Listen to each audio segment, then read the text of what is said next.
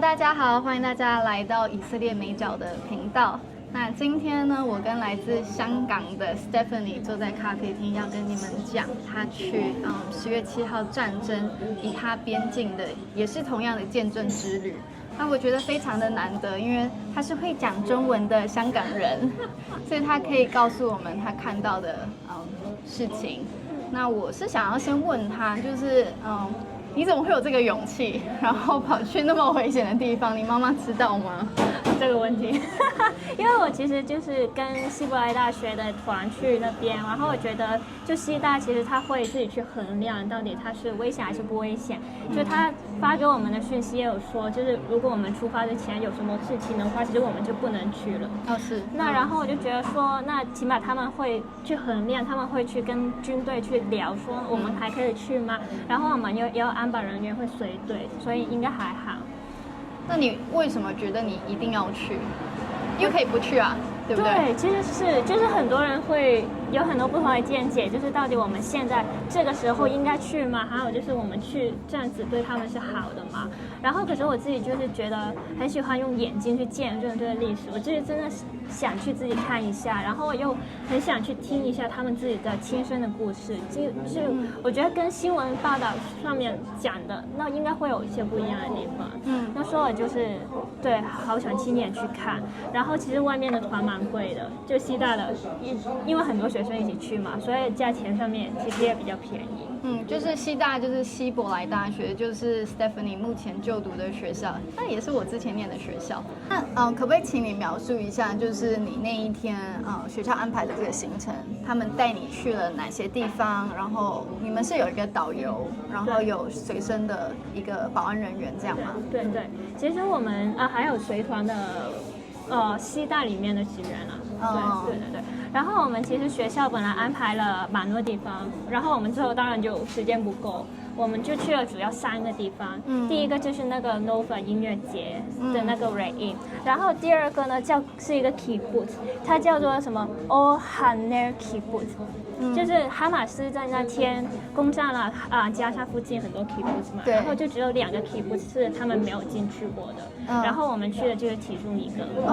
對，然後第3個地方就是 Sderot，對，然後我們就是停在那個就城市它有2個出入口，我們就停在其中一邊，然後就在路邊去講述了一下那天就是在那個地方其實他們發生過什麼屠殺事件，然後我們就去了那個警察局那邊去看。所以主要就是3個地方。好，那我们就一個地方來認識你看到了什麼好了。那首先你去了音樂季的那個地方，你也是看到了他們現在放的那些旗子啊、照片。對，有沒有什麼故事是你在那邊聽到，然後想要跟大家分享的？我覺得因為我們比較特別，就是我們的導遊在邀請了他另外一個導遊朋友來，然後那個導遊朋友呢，他是就是那天是在 Nova 音樂節現場的，對，然後他就是從他自身的那個經歷去講了一下整個故事。然後第一個很深刻的點就是他說，在那天6點27分的時候，他聽到嘣一聲，然後他第一個反應就是，放煙花，我們音樂節竟然有煙花，好開心，因為從來都沒有。然後他就看上去就是想找那個煙花在哪，然後一看上去呢，他說他就看到一個很大的一個 Sound and Light Show， 一個燈光秀。對，然後他說的時候，就大家你知道嗎？不知道應該對我應該笑嗎？還是不應該笑？我應該怎麼去表達我那個情緒那種？可是他自己就覺得說，這是他難得可以去開玩笑的地方。對，因為他不幽默，他沒有辦法去抒發他的痛苦。對，因為他也就是那天他整天是戴着那個墨鏡，我們沒有看到他的眼睛。他就跟我們說，其實他已經在早上的時候哭了2次。因為我們應該是算是他是近期來開始帶團頭的集團，那所以他就是會回想的時候，他還是很多的感觸。然後他就說，當然了，我不能哭啊，可是我今天其實我已經哭過了，這樣子。他有說他為什麼要帶團嗎？其實他沒有特別去講，可是我猜就是，畢竟他們是導遊。就是他們本來的那個工作就是靠帶團來維持生計嘛，所以其實他帶團他可以有自己一點收入。然後我覺得第二就是他的好朋友，其實他也在描述過程當中就講到他的好朋友也在去這個音樂節的路上，其實被他們殺害了。那然後他就是剩下了2個小女孩，然後其實他就是也想幫，他是2個小朋友來去籌款。那時候我想他帶團，就是他其中一個想法就是可不可以把這個 fundraising 發放出去，就是我们会放在下面。对，虽然我们学生他觉得說你們不要捐錢好了，就你們學生比較窮，可是你可以把這個資訊發放出去。對。那所以他就是帶着一種使命感，就是他希望這件事情可以有更多人可以知道。可是其實對他來講還是很痛苦，因為這件事情才半年前、7個月前發生的。其實對他來講，就是他是一個幸運的，他自己也說，他是一個 happy ending。他是怎麼樣幸存下來的？他其實就跟3個朋友一起在這個音樂節，他們4個人就駕車，然後他還有一個帳幕在附近，他們有了休息的地方，然後他們在那邊就很嗨在跳舞，就他們期待好久好久的一個音樂節，好久以前已經買票了，然後沒有人知道會在哪兒舉行嘛，對，然後本來他們還說要在北部弄，可是北部就危險，所以就跑去家鄉那邊，對不對？對，然後所以他們反正就哇好期待，竟然在這邊好開心哦，然後突然發生了這件事情。他其實當下就看那個表演，對，那個燈光秀，然後他就是想到，哎，不對，這個應該是哈馬斯，然後他就一直在大叫，是哈馬斯，哈馬斯。哦，他反應很快。對，他是最快一個，他就不停在大喊，然後旁邊沒有人知道他在講什麼。然後他就拉着他的朋友，其實就跑去那個車子旁邊，他們自己的車子，對，他們自己，他們想走。然後其實他們應該說，他們分開了2個舞台，所以他跟另外一個朋友在一個舞台，另外2個朋友在另外一個舞台。對，然後有一個大舞台跟一個小舞台。對，他們其實首先是跑去那個項目那邊，然後剛好他們4個同一時間到達。去拿東西嗎？對，他們就想要不要去收拾一下東西啊？就我的很珍貴的椅子只有1把，然後對，有很多東西很想拿走，然後他就跟所有人說不要再想了，快點，我們要上車去走了。可是就其他人還是會覺得說，他反正就是其實哈馬斯常常都是這樣子攻擊，那個火箭炮經常會發生啊，很快就沒事了。我們等一下待會音樂會繼續，但我們也可以繼續跳舞，幹嘛要走？因為他們花很多錢，他們不想要就是好像音樂會就這樣沒了，而且是一個他們真的期待了好久的節目。他有跟我們描述，就是在中間的時候有一個在歐洲的音樂會，他們也去了。然後歐洲的音樂會，他好像是開始之前一個月還是2個月才買票。可是這個 Nova 音樂會，他是期待了超過半年期已經買票了。哇，就是那個價值是很高的，對於他們這個圈子的人來說。對，那所以他們。就是大家會在討論說，哎，沒事了，我們再等一下，我們先不要走好了。然後就是他自己一個人就覺得說，我家人還在家中等我回去，我就想快點回去看他們有沒有事，因為他住在科隆，其實也靠近特拉維夫，對，所以也算是蠻近加沙的。然後他就想回去看他妻子跟女兒，然後他就很堅持說要走。然後他的朋友們其實有點意見不一樣啊，可是就是他很堅決要走，然後大家要坐他車來的嘛，那當然就一起要走啊。然後他跑到車子那邊，很搞笑的是，其實3個月之前，他的車子的那個鑰匙已經開始跟他說沒電了，然後他就說沒事，反正每次都能開，那就不要換電啊。然後就是那一瞬間就不行用，對，開不了，就發動不了那個車子，然後他們還在。不停地打電話，他叫朋友去 YouTube 去看一下怎麼可以開車啊，然後他自己也不停在嘗試啊，所以其實那個過程蠻久的，他都花了應該快20-30分鐘吧。他是說大概在6點50分，然後他們才離開。然後你之前有去過，你知道外面其實它是一條小路，對，然後就接外面那條主幹道，可能也只有一條，對，一邊向南，一邊向北，232號公路。對，然後它向北那邊呢，它一出去其實已經封路了，對，就是不能去了。然後他們就只能往南，然後往南其實所有人的車都開得很慢，因為你不知道要去哪，你一定在按那個 GPS 啊，在看啊。他們不知道音樂季會在那邊，所以對他們來講是一個陌生的環境，也不知道附近有什麼。還有就是你突然之間要走，我到底要去哪？然後，對，所以他就是唯一一個不管什麼，然後他就踩油門衝到旁邊草叢，直接衝走的那種。對，他自己也有說，其實如果他慢一點，他也應該也對，因為那條公路我們就知道後來發生了什麼事。对，然後他就踩油門走，然後就因為日出了嘛，快7點的時候，然後加沙在哪？加沙在西邊嘛，那然後日出的方向東邊，所以他就不管了，反正我就向着陽光的方向就去那邊。聰明。對，所以他就向南了一段路，然後看到有去東的路，他就直接去走過去。然後他就是經過那條路的時候，他有看到旁邊好像很突兀，為什麼會突然的停在這邊的車？因為被槍殺了是吧？因為他自己沒有看到，他不知道。然後因為他在開車。對，他在開了一段路，然後他後面就有朋友跟他說：“我剛才看到屍體了。”然後他還想說：“你在講什麼？”對，就可能有人要休息，然後他突然停在路邊而已啊，就是對。然後他們就一直在往前開，然後就看到一個很熟悉的物體，就是那個加油站。然後加油站他們去到那邊的時候，他們聽到有人大喊說有恐怖分子。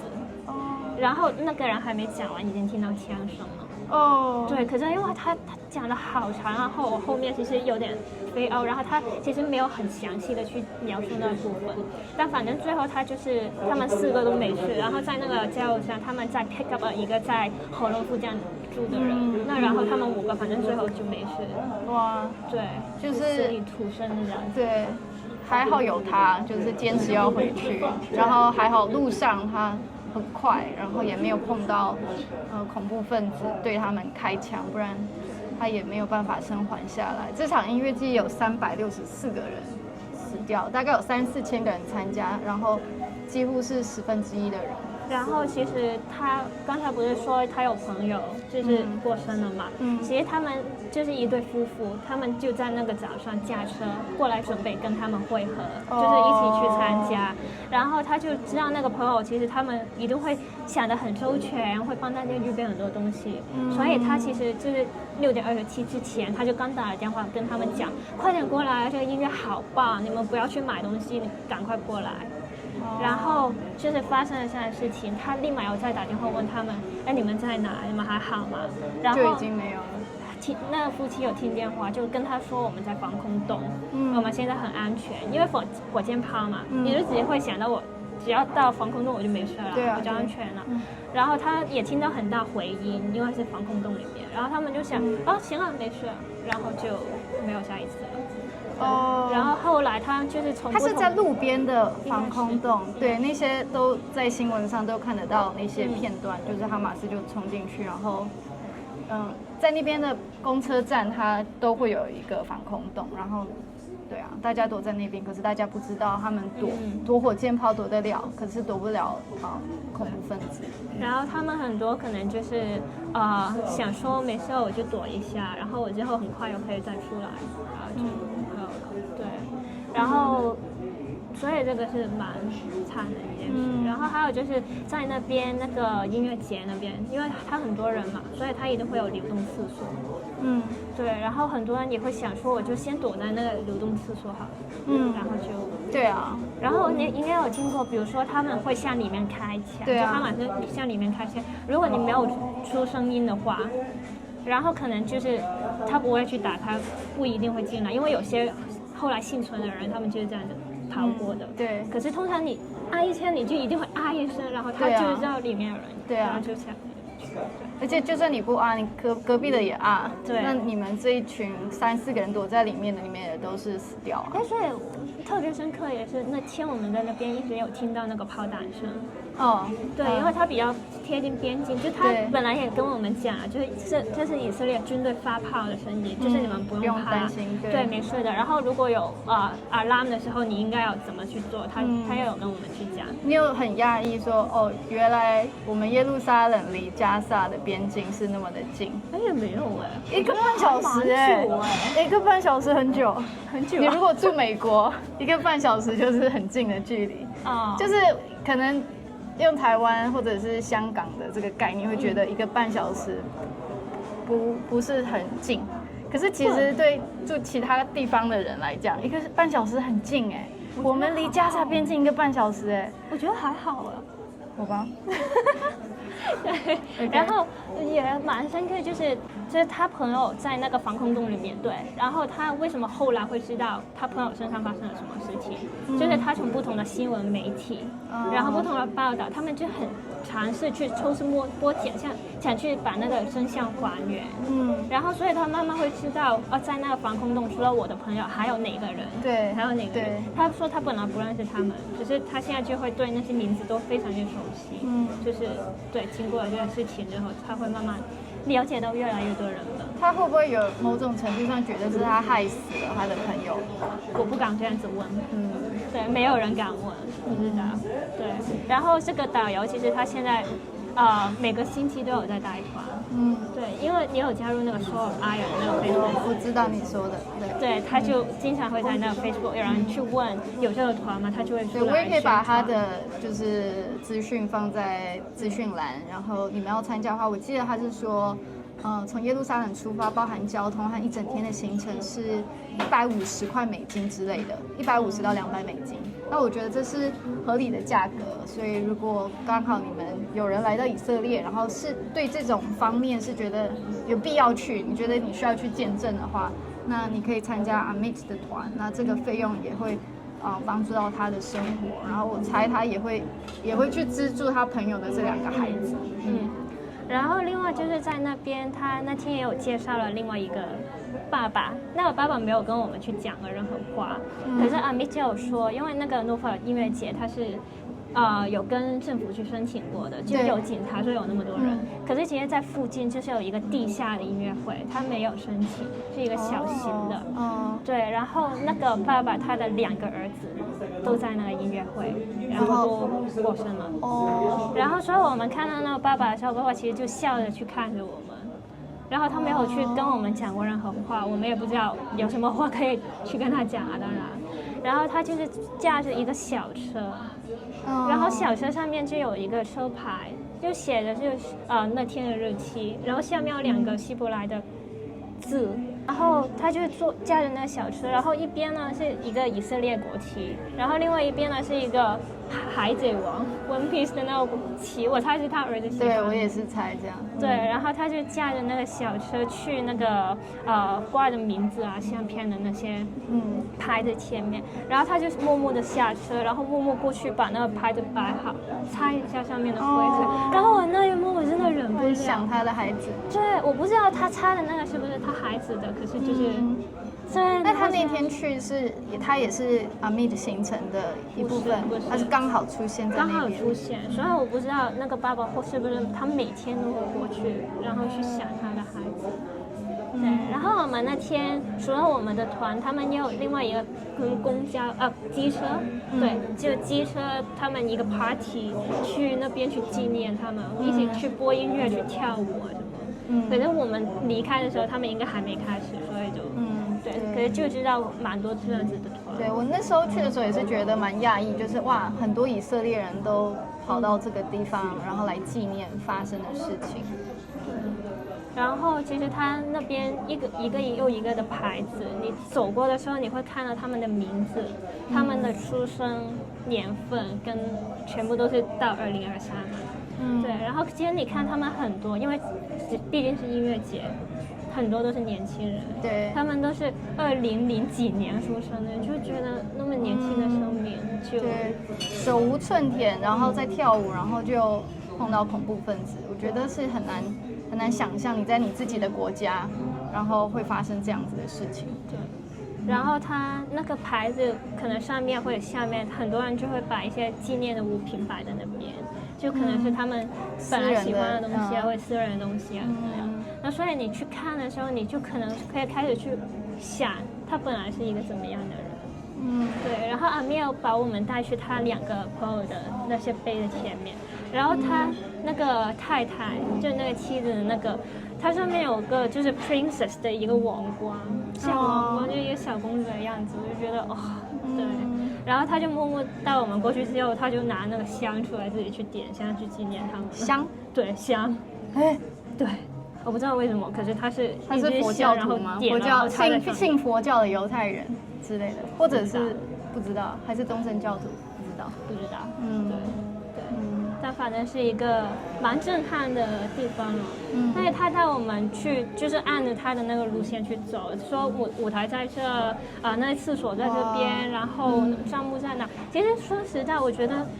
因為畢竟你沒有親眼去看到這些東西，他也跟我們說那個有彈孔的流動廁所，在我們去的那天，我們4月去的時候，應該跑去紐約了，就是在世界巡遊當中了已經。對，我覺得就是有一點真實，也有一點不真實的感覺吧，我會說。他有帶你們看到就是堆起來，然後很多燒掉的車子的那個地方。沒有，那個本來要去，可是就沒有時間，沒有去。比較遠一點。那所以就是去那個 kibbutz， 然後去接待我們的就是那個 kibbutz 裡面的守衛隊的領隊。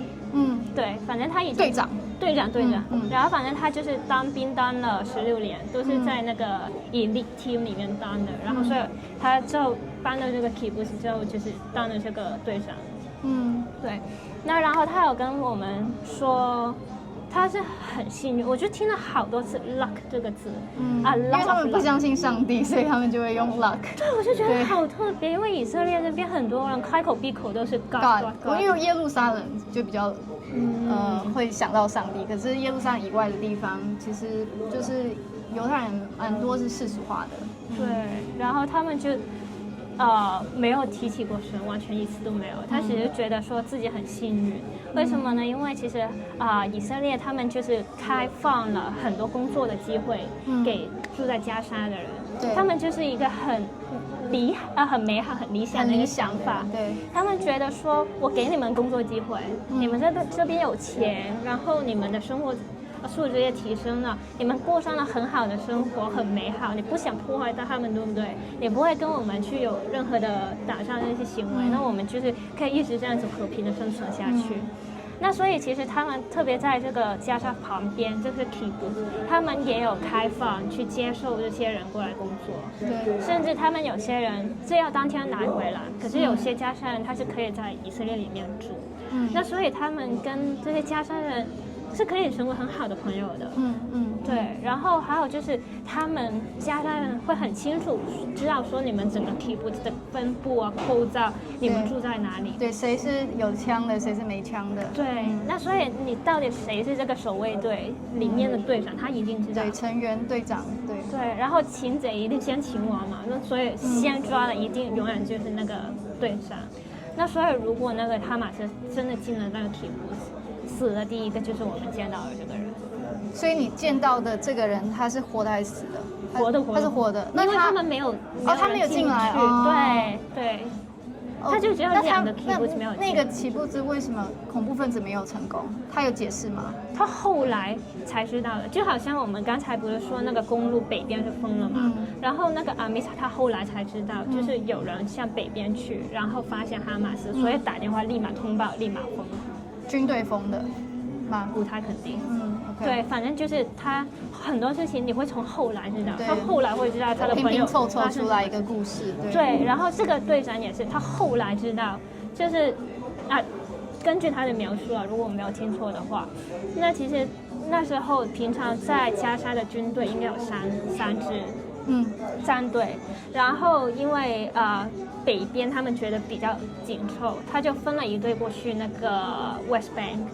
西岸那邊，對，不要問我為什麼，我不知道。我知道為什麼，因為他們覺得那個威脅會是從約旦那邊過來，然後西岸地區那邊他們那時候就是需要就是軍隊過去，然後其實那個時候還有一個巧合是，以色列它都有reserve duty， 就是預備兵，那個時候是有的，這些人他們是等於說是現役軍人的，就是上一屆是更有經驗的，他們本來是在那個加薩那邊的軍營，可是也是剛好被調走，所以就剛好就是沒有軍隊在那邊，然後就剩下2隊，然後2隊呢再加上那個是很大一個節日，還有就是平常安息日，其實他們有時候都可以放假，那所以2隊其實他本來那個人數也可能比平常有下降一點，然後加上就是放假最大的安息日，那大家都很鬆懈，然後可能都是在休息啊，或者不知道他們有沒有喝酒啊之類，就是去慶祝。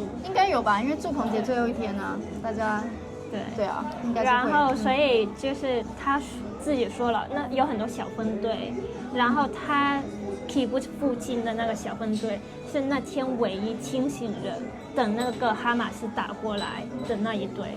他為什麼是清醒的？我不知道，但反正對他很了不起耶。他就說只有那一小队是清醒人，因為其他人你立馬要抓槍那些都要時間，可是他們就沒有，他們立馬就守住了。那所以就去他們 kibbutz 的路上，他們那個軍營其實幫他們擋了4輛大卡車，然後你知道一辆大卡車上面很多恐怖分子，对，那所以他们就那个卡车没有到他们的路上。所以他们就完全没事。哇！对，然後他就有收到別的電話，其他附近的 kibbutz 有難，然後他就想都沒想，他就把他的隊員派出去，然後他也是想都沒想，就拿起槍就跑出去幫別的 kibbutz 去打了。哦。對，然後其實他們是一個1000人的社區。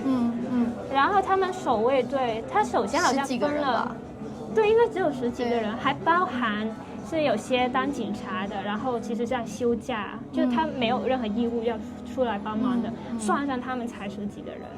然後他想都沒想，已經派了多少？因為他們這種社區的守衛隊，他只是要撐前面的5分鐘、10分鐘，然後軍隊照理來說就應該出現。以色列他從來就不會覺得說會有就是上千個恐怖分子穿過邊境跑過來，頂多跑過來的就幾個啊，可能就是那個隧道挖通了，然後跑進來，然後以色列就可以就是解決掉這些恐怖分子，沒有想過會有幾千個，所以他就第一輪就先說，行，我派5個人出來，反正我沒有人過來打我啊，安全啊，他就派5個出去。過來一會電話再來，他又派人出去了。那所以最後其實剩下在守衛他們的 kibbutz 只有5個人。哦，所以真的對他來說也是 luck，就是幸好也沒有人真的打過來，要不然那5個人要去守衛這麼多人也是不可能的。對，然後。可是他也有說了，如果時間再來，他還是會這樣子做。對，因為畢竟別的社區有難，在那些社區裡面，他們全部都是有認識的人。對，因為他們奇布茲會把孩子送到共同的學校，所以我的奇布茲的人一定會認識你家奇布茲的孩子。對，那所以如果我沒有把人送過去，你們有什麼事情的話，他那個責任也是蠻大的。可是我覺得蠻特別，就是他講了不止一次，就是所有人想都沒想過，沒有想過要去平衡我家跟你家這個概念，他們沒有，他們就是我聽到你有危險，我立馬就過去，我立馬就去幫你。很感人。對，然後就是他們的幸運就是那個 kibbutz 也沒事，他們那些人幫忙之後，就真的也把那個哈馬斯給打退了，然後他們自己的 kibbutz 也沒事這樣子。對，正面的故事。對，可是其實還是蠻後來還是有很多後遺症呢，應該會說。一定會。就會有很多 consequence， 很多後果。對，因為比如說他這個隊長他的太太剛好又懷孕了，然後就大家還是要撤離，不能再住在這個 kibbutz 裡面嘛。可是他身為這個隊長，他有這個責任留在 kibbutz。那所以他還留在 kibbutz， 他留在 kibbutz，他太太來耶路撒冷，就是大家都撤離來耶路撒冷，就剩下他跟幾個守衛隊的人留在這個 kibbutz。然後這個 kibbutz後來還有很多進出加沙的士兵，大家都在他們那邊去休息。然後他每天就會看到很多士兵，然後他為什麼一定要留在這個 kibbutz？他說因為牛不知道你在打仗，你還是要餵他們。農作物不知道你在打仗，你還是要去灌溉。對，你還是有很多 kibbutz 裡面本來要做的那個工作，你還是要有人去完成。對，所以我在打廣告，就是剛剛 Stephanie 已經提過的那個 Swords of Iron， 它是一個臉書的社團。然後裡面有各式各樣，你可以當志工的機會，就是可以去靠近邊境的那邊幫忙採蔬果，或者是你有做過嗎？有啊。等一下最後再來介紹一下那個經驗。但反正我們也會把這個資訊放在資訊欄。如果大家來到以色列，願意去參加這樣的行程，以及願意花你的時間當免費的義工的話，那其實是有這樣子的機會的。而且也不止在邊境那邊，比如說耶路撒冷這邊，其實也有蠻多機會，還有特拉維夫等等。北方啊，對軍人啊，對。然後剛才有說過，就是他們想說軍隊會來嘛，他們只是要撐一下嘛。然後軍隊來了，可是是在10月8號晚上8點鐘，就是你知道事情發生是10月7號早上6點多。哇，它是晚了一天嗎？晚了一天，再加了10幾個小時。哇，就晚了30幾個小時才到。那所以已經是沒有人相信軍隊，就是現在就算很多人已經回這個kibbutz住了，就是現在有應該說我去的那天4月的時候，它有8成半的人口已經回去了。可是大家還是很怕，就是有什麼風吹草動，聽到什麼奇怪的聲音，他們就會立馬打電話給這個隊長，有事嗎？就是現在外面發生什麼事情，然後就沒有人再相信這個軍隊，就是大家都很害怕有什麼事情會發生。然後剛才說那個隊長他在 kibbutz， 然後他太太在耶路撒冷。本來他想說他女兒要出生的時候他沒有辦法去看，可是最後就很好的，就是在最後臨生產的那幾個小時，他得到休假，他衝過來耶路撒冷就看着那個女兒出生。可是他覺得很傷心的一件事，就是他家裡面的人，大家都是這個 kibbutz 裡面的成員，從出生到死都是這個 kibbutz 的成員。他出生的時候，他寫的是這個 kibbutz 的名字，然後沒有他女兒的出生證明。耶路撒冷。對，所以他就覺得說他不是在家出生的。哇，对，然後犧牲了他的孩子。我們的那個 kibbutz 他一定會有遊樂場，這些玩的設施嘛，一個小朋友都沒有。对，所以孩子還沒回來，就是大人可以工作的。可是大家就是你還敢讓自己的孩子每天在那個遊樂園裡面玩嘛？你那邊只有15秒的時間跑到那個防空洞嘛，它很靠近那個邊境，15秒遊樂場怎麼跑回家？怎麼跑到防空洞？對，我是覺得會有一批人他們是不會回到原來的kibbutz的，因為太痛苦了。对，所以可能會回去的，我相信他們會找到勇氣，然後慢慢的生活會回到正常的軌跡。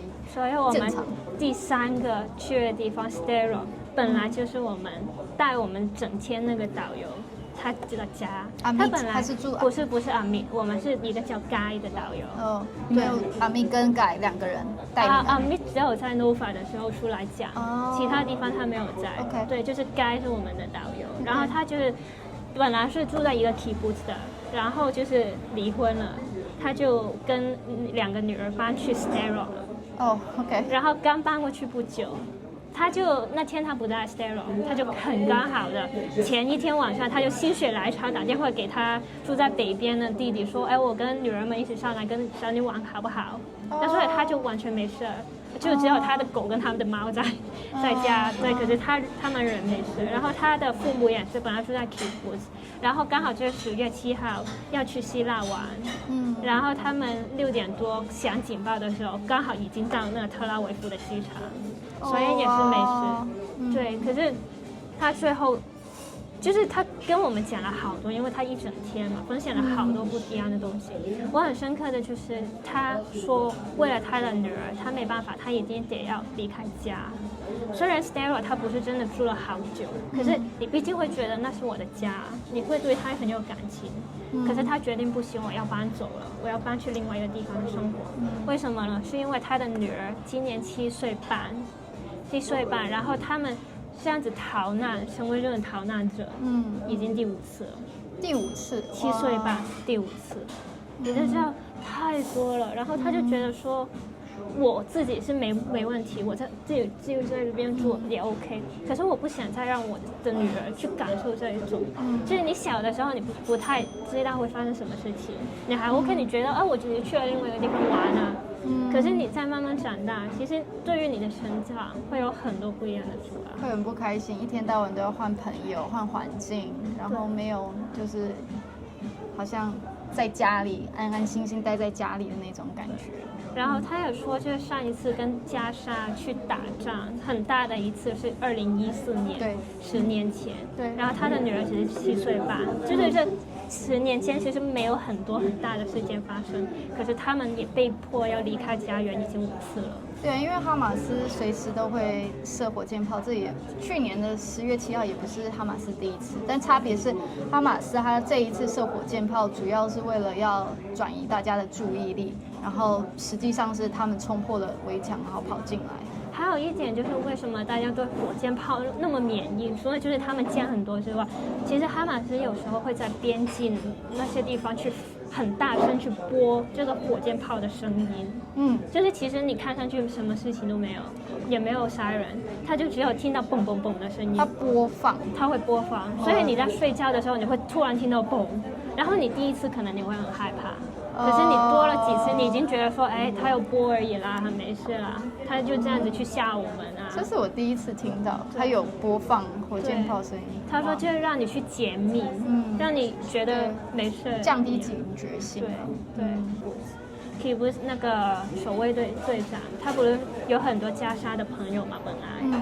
然後他說10月7號之前，如果有什麼事情，比如說哪個打了哪邊那些，其實他們還是會有短訊去關心一下對方，哎，怎麼樣？你們那邊還好嗎？他會關心加沙的人，加沙的人也會關心他們。以前的時候其實會的，因為小打小鬧而已嘛。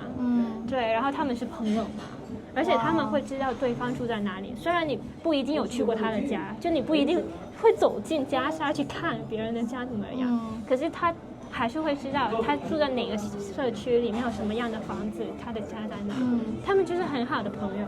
然後10月7號之後，他們互相都沒有再找過對方。加沙的人沒有去聯絡過他，他也沒有去聯絡過加沙的人。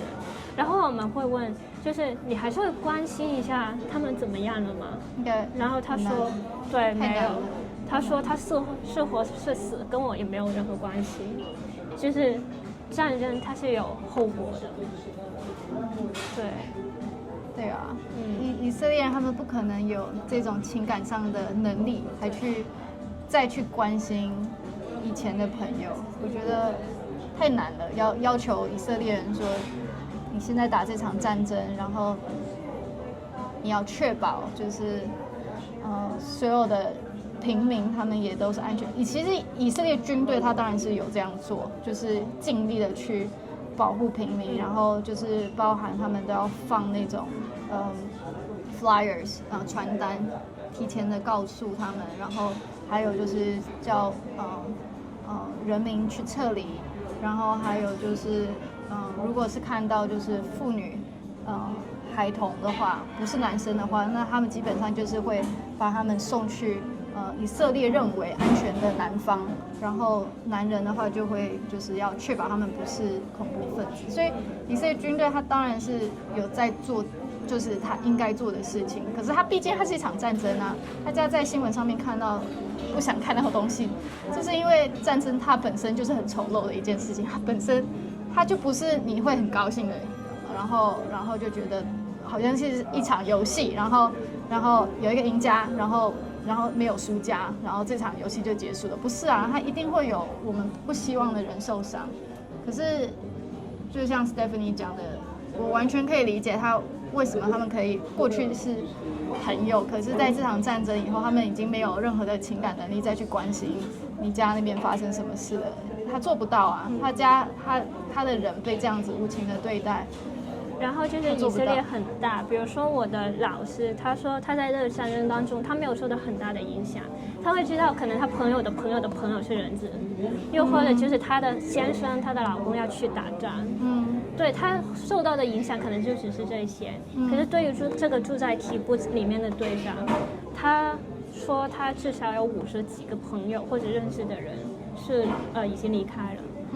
然後他說他沒有辦法去坐下去想到底有誰，他沒辦法好好做統計，一就是他沒有時間，二就是他自己根本也承受不了。可是他很概略的想過，他說起碼50幾個人，你這樣子你怎麼可能去原諒這個加沙地區的人民？你不知道他是不是無辜的。就是當初你們可能很好的在跟我們這個 Kibbutz 的人去工作，我們是很好的朋友。然後可能你是出賣我的那一個呢，你永遠都不知道。然後他講了好多，說我都沒有辦法去記得所有東西了已經。對，但反正他就帶我們去他家附近，他也指給我们去看他家在哪。其實就是我不是說我們停在一個城市的出入口嘛，他說最主要的出入口就有2邊。那所以哈馬斯進去呢，其實沒有殺很多人，他那邊住了36000個人。然後死亡的數字大概是有80幾個，然後當中很大一部分甚至是老人家。哦，對，就是那個他们跑不了的，对，不是他們是因為坐着那個旅遊車剛好去玩，路過 Staro， 哇，然後就是那車的老人家都被殺了。哦，那所以如果你算，可是這80幾個人不是 Staro 本身的居民，他是路人，在 Staro 裡面死的人。對，那所以其實當中有很大一部分就是這種路人。所以你會說那個傷亡數字其實很低不是很多然後他說原因就是哈馬斯進來，他不是要來屠殺的，不是像那個 Nova 音樂節一樣，他去的那個目的是去佔領這個地方，他要把這個土地奪走，然後成為他們自己的地方。然後他們去 conquer 的地方，他們去佔領的地方有2個，一個就是 Staro， 然後另外一個就是他們的一個 military base。那所以他们那天軍隊之間都很混亂，因為他被佔領了，你不知道他會不會監聽所以他們所有的設備那種都不能用，他們只能回到原始，就是打電話、WhatsApp那一種。那所以他們之間每個部隊他們的溝通都很慢的。對對對。對，我記得那一陣子有人就是說，我們不要在群組裡面講任何活動的地點，因為就是前3天大家都很害怕說好像。有恐怖分子滲透在以色列本土裡面，然後可能還有下一波的攻擊什麼的。對，所以我可以理解，就是軍隊癱瘓，可能就是通訊，他們怕被監聽，所以也導致他們這一次也沒有什麼太慢。對，這也是其中一個原因。但反正他就是說有2邊，然後大家都是從這個出入口，然後其中一邊就是你畢竟你要走。或者你想進來去揪什麼人啊，去揪什麼東西，然後你要進來，你只能從這2邊去走。那所以其中一邊呢，哈馬斯他們就在那邊埋伏了。你有車進來，嘣！對，他也就是把影片發給我們看了，就是有個人走過，然後就，對，然後就是我們停車的那個地方的旁邊那條馬路，然後隔着在旁邊一排房子後面，那就是他的家，本來的家，對。就是所以是很真實的，你會見到一些東西。然後我覺得比較深刻就是我們去那個警察局，我們一直都知道我們會去警察局，然後你聽說你會去警察局，你會想說我會去一個 building，對，我不知道那裡會發生什麼事情，可是我會看到一個警察局啊，那就算不是它被炸了一半也好，你還是會看到。然後我們旅遊巴停了，所有人看着，就說。這個就是警察局，因為那個是完全就是一個空地沙地，然後上面就是有幾條鋼筋，就是去見證過這裡曾經是有建築物，然後旁邊還有一小堵牆吧，就很小很小的地方。然後因為剛才在那邊住，大概你會知道那個東西的方向，還有就是你會認識那邊的人，你一定會認識，因為那個城市就那麼大，你一定會認識他們出來巡邏那些警察，你都會有看過。然後他就可以去跟我們描述平常我們其實那個大門是在這邊，我們怎麼走進去，我不知道裡面有什麼，可是我看外面的時候是怎麼，然後那個東西的擺放，可是你看到真的就是什麼都沒有。那警察局呢？就殺掉了。被誰炸掉？以色列。被以色列自己炸掉？對。為什麼？你沒有聽過這個故事？沒有。因為其實那天我剛才不是說哈馬斯是進去佔領了這個城市嘛，然後他們佔領的地方就是警察局。OK。然後他們那些哈馬斯的人一開始衝進去，所以門外那些reception 那邊不是一定會有警察嘛？平常如果你去報案了那些，對，所以那些直接就知道是已經死了。就是以哈馬斯直接開槍把他們殺了，然後哈馬斯再跑上去，然後就很快把整個 building 佔領，然後其他人你一定就會想說裡面還有警察，我要進去救他們，可是你怎麼救？哈馬斯到底在哪個位置？然後還有就是警察局裡面還有武器，對啊，會有，對，然後你知道人進來，然後你可以跑得及下去地下去拿嘛？不一定，你在上面的時候你也下不去拿，然後他們反而哈馬斯他就等於有一個免費的武器庫，可以去拿很多武器，所以你怎麼去跟他們打？然後他們好像說有一個警官，他曾經就跑到天台去求救，然後裡面到底還有誰？他們是活是死，沒有人知道。可他們猜裡面應該是有活的警官，因為哈馬斯會想拿他們當人質。然後可是以色列軍方他們衡量了好久，他們沒有辦法，可以在沒有折損什麼人的情況底下進去救大家。那所以如果要脫離這個被哈馬斯去征服了這個城市的一個局況，他們能做的就是炸警察局。所以他們就派了一個那個叫什麼装甲車坦克，对，他們派了一個大坦克来向那個警察局发爬，哇！然後所以整個地方夷為平地，就是戰爭啊，戰爭的樣子，連自己人也都犧牲了。對，因為裡面的警察大概可能20-30個人，所以剛才說80個人應該也是包括他們的。哇！對，就是你用這麼少人命去換，就是起步對 Sderot 裡面居民。對，要不然他們已經把裡面的人殺光了，他們衝出來繼續殺其他人，就更危險。這很難的一個決定。对。这個真的很震撼，所以，然後我們去看到他旁邊就新畫了2幅那個壁畫，就這個人會開始對把那個壁畫畫出來，把這個本來的樣子去描寫出來，可是就知道，對，好沉重啊。對，然後空軍其實當時候他們是把那個領空給封閉了，因為你沒有人知道上面發生什麼事情，而且那個剛才說那個 military base。已經是被占據了，他們也沒有辦法去聯絡去 check，然後你如果架了那個直升機上去，你有什麼事情，他們也就是會折損人，還有我們的飛機。那所以他們就把領空是全面禁飛，不准人上去。可是，在 Sderot 有一個空軍，有一個飛行員吧，應該說他就不聽這個命令。他自己還是駕着那個直升機上去，然後就在上面，他可以看到下面哪裡有哈馬斯，哪裡有什麼東西，他就一直可以跟下面的人去溝通，就跟他們講在哪裡有哪個人在埋伏着你，可以去那邊去殺他。那所以他是在這個戰爭當中，他是一個大英雄，他就是不管自己的性命，雖然他違背了上級的命令。典型的以色列人。對，然後也是他在上面的時候，他看到天台其實有警官。就是有警察，就是受傷了在那邊求救，就是對他就沒有辦法去救，對，所以他也側面去印證了，其實那個警察局是有可能有警察生還。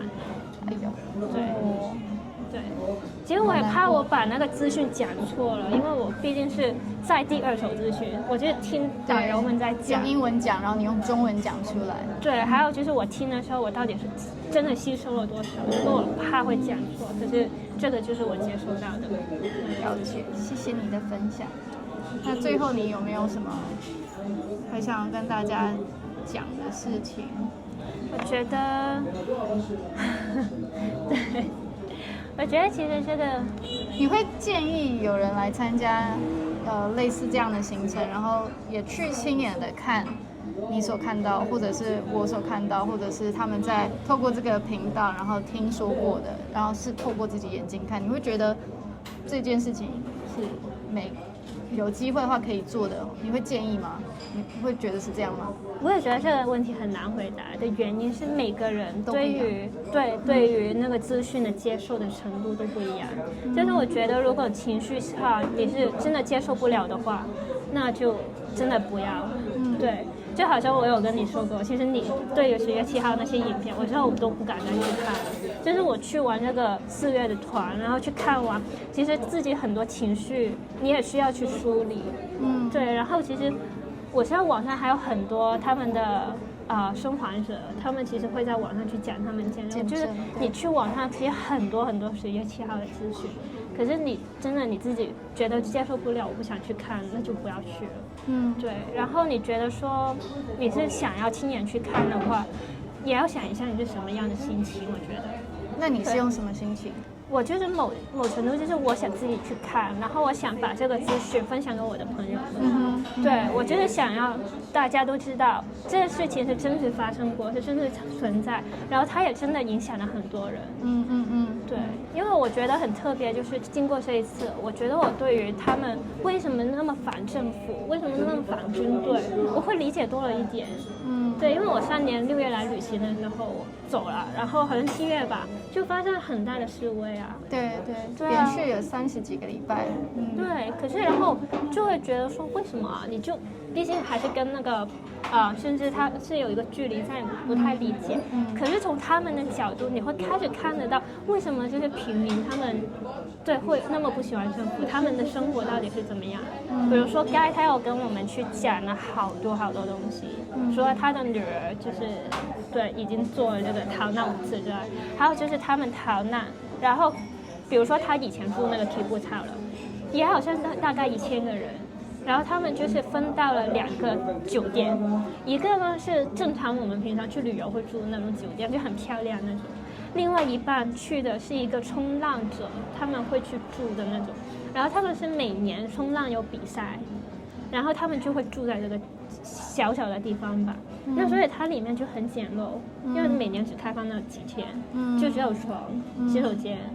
基本都沒有了，那所以你一個體部是我從出生到死，我一直都是在一起的一個群體，你突然就把它撕裂了，我什麼人去哪邊？我為什麼不跟你在一起了？這樣子對他們，學校，對，這樣子對他們來說已經是很大的一個很突兀的一個情況。然後還有就是那個差別那麼大，漂亮的酒店跟這樣子很差的一個條件，還有就是在那個衝浪的地方，他們連洗衣機都沒有。什麼就真的只有很基本的生活的東西。那所以這個時候，你以為政府有做事嗎？就是以色列人自己來幫忙。對，都是民間，就是民間自己這個gap 空隙，就是民間自己知道，他沒有可以去洗衣服的東西，那所以他自己去把10個洗衣機、10个乾衣機送給他們了。可是你要想一下，500個人住在這個地方，share 10台洗衣機，他們怎麼去洗？他們就只能按時間去劃分。我們1號房到10號房，星期一早上8點去洗衣服，然後第2批就是可能是星期一的早上9點半，他們就要這樣子去劃分，每個東西要有真的時間表，就跟以前很不一樣。對。然後還有些人就是會選擇我不想要住在這些地方，因為這個是政府要給錢的。然後你不住在這個地方，我不太肯定他是一個人200謝一天的一個補貼，是給成人還是他的女人們都有，這個我不肯定。但反正他跟我們說，他一個人200謝，其實你完全不夠。對啊。為什麼不夠？因為你本來的那個地方，本來住的那個地方，他 sterile 的那個家，他還是要付房租啊。他不可以就說我早上我不付了。這樣子你對房東也不公平。然後他新搬去的地方，他還是需要房租，然後還有吃的用的，然後女兒還是要成長的，還是要給他買很多東西，全部加起來200謝。一點都不夠。對，因為我們自己都知道在這邊生活有多貴，所以一個果汁就26，還沒有加小費。對，那所以這樣子的時候，你要人怎麼去信服這個政府？他們就覺得說，以色列人之間很團結，就是因為這個時候他們受到很多的幫助，然後他就是有一點點微小的幫助，其實他們已經很感動了。然後所以就是對，我覺得這個是很特別一個地方。然後，因為他講了好多東西，比如說他有講到，就是他7歲半那個大女兒，他有個很好的朋友，就是從小一起長大的那種。然後他是單親的，就是跟媽媽一起去生活，那所以媽媽一定會很寶貝這個女兒，她是她唯一的一個親人呢，那種感覺。然後就是。有很多朋友就跟他們媽媽講，那個孩子7歲半了，他長大了，你可以讓他獨立一下，你把他帶到婆婆的家裡面去住，然後你跟我們一起去開 party，去喝酒，對，就很快樂啊這樣。然後所以就剛好就10月6號的晚上，他把女兒送到住在 kibbutz 的婆婆的家，然後他自己就去跟朋友去玩。然後你醒來看到這個新聞，你知道他們是進去了那個 kibbutz，你一定會瘋掉。對，然後他們也是很幸運的，就是哈馬斯進了那個 kibbutz 之後，他就每一個房子都進去了，除了2個房子，而剛好是婆酸就躲在其中一個哈馬斯沒有進去的房子的防空洞，那所以他們就沒事。可是對於導遊了。我們的導遊該他的一個擔心就是怎麼樣去讓這2個小女孩去接觸，因為他們7歲半，然後他們一直形影不離了7年，然後這半年其實他們大人不敢讓他們去見面，因為那個小朋友他一定曾經聽過槍聲，一定會聽過很多這些，你不知道他後面可能會有很多不同的情緒在，他會怎麼去跟他的朋友去描述。然後對他的女兒會產生什麼影響？就是身為大人，大家之間都是想都不敢去想。我不是很明白，還是不希望誰跟誰接觸？就那2個小朋友，就是有經歷過生還這件事情的，跟他自己的女兒。對，他不是很敢讓他們2個人一起再出來玩。就是怕生还的那個，他可能會有很多言語去跟那個去影響到自己的女兒，很單純。然後還有就是自己的女兒，你畢竟是小朋友，你不會去想過我要去講什麼，然後會不會也刺激到那個生還的那個小朋友，他們都不知道。那所以就是那麼簡單的一個生活上面的朋友之間怎麼去交流，其實他們也會要想很多。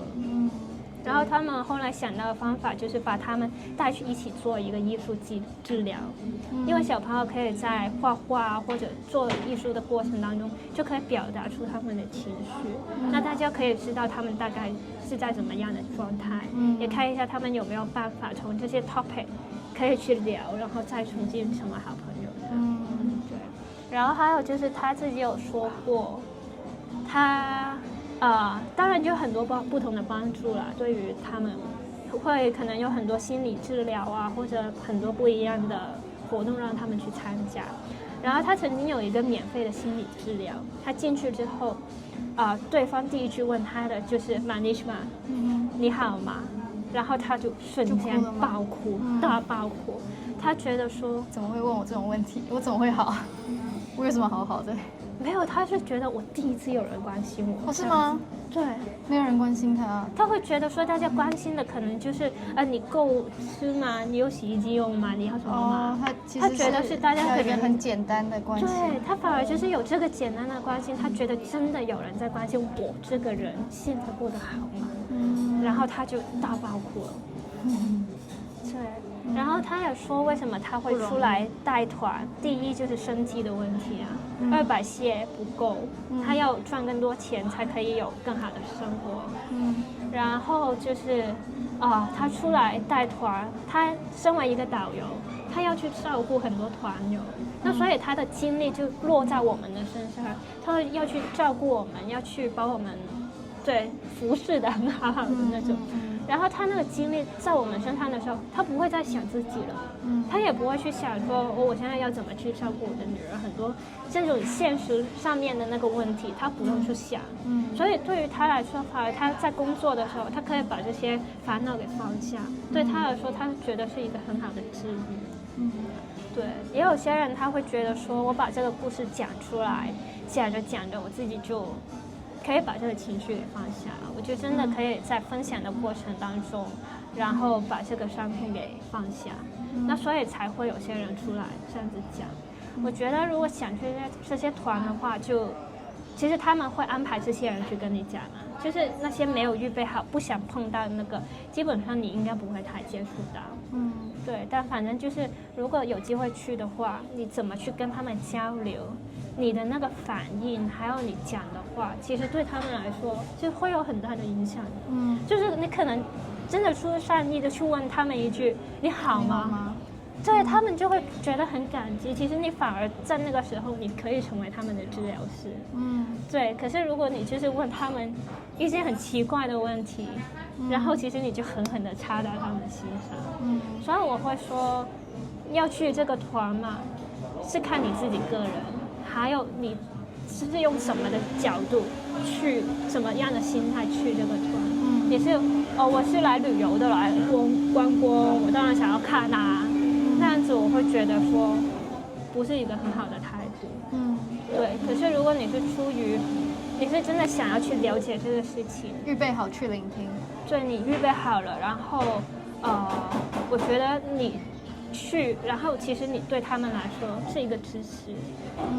對，因為現在很多以色列人會去看，會去跟他們去聊天，他們知道以色列人在支持他們，然後他看到我們，他會覺得說很特別。其實有些亞洲人，他們也在支持我們，有些人他是會有這樣子的想法。那我覺得其實對這樣子去參加這個團也是一個蠻好的幫助。好，那最後你講一下那個 Shores of Iron 的那個志工，你的經歷，你覺得？對，我有去過那個 Moshav 那邊去摘茄子。摘茄子？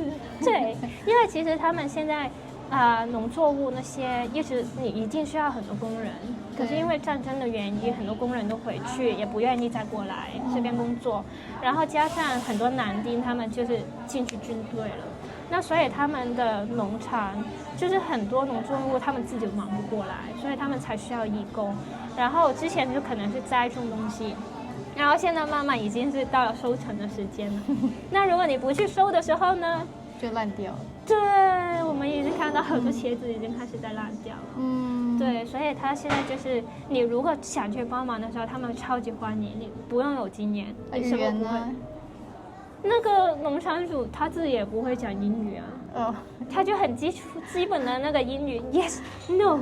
反正就是摘，對，反正他就教你怎麼去做就 OK 了。他就比如說我們茄子要摘大一點，不可以太小，他就指着太小的 no， 你就知道哦，這個不要摘好了。那你大概一次志願要當幾個小時的農夫啊？其實你很自由因為你是一個志工，你不是收錢的，你想要當短一點的，你有去參加過，他也會很感謝你。對，可是如果你願意整天的話，他們當然更好。那因為現在天氣開始比較熱，那所以其實這種農場呢，應該12點左右，怎麼樣都會結束。就收工了。對，要不然太熱。然後我們開始是大概7點半，可是其實你如果是自己駕車那些，你遲到了他都 OK 的，所以就是很彈性的。那就是給大家做參考，就是可以摘茄子，然後還可以看上面有什麼其他類型的。對，還有很多啊，在以色列這邊還有很多志工機會。就比如說可以去大衛城去考古挖掘啊，對，他很多那種很多的點子，其實還有很多的義工的機會，也可以私下自己去發掘。然後在以色列這邊很容易認識到不同的人，他會把你帶回家中吃他們的安息日晚餐，就很多跟他們去接觸的機會。好，謝謝 Stephanie 今天的分享。如果有什麼問題的話，歡迎留言。然後，希望有時間可以回復大家。對 ，OK， 好，大家拜拜。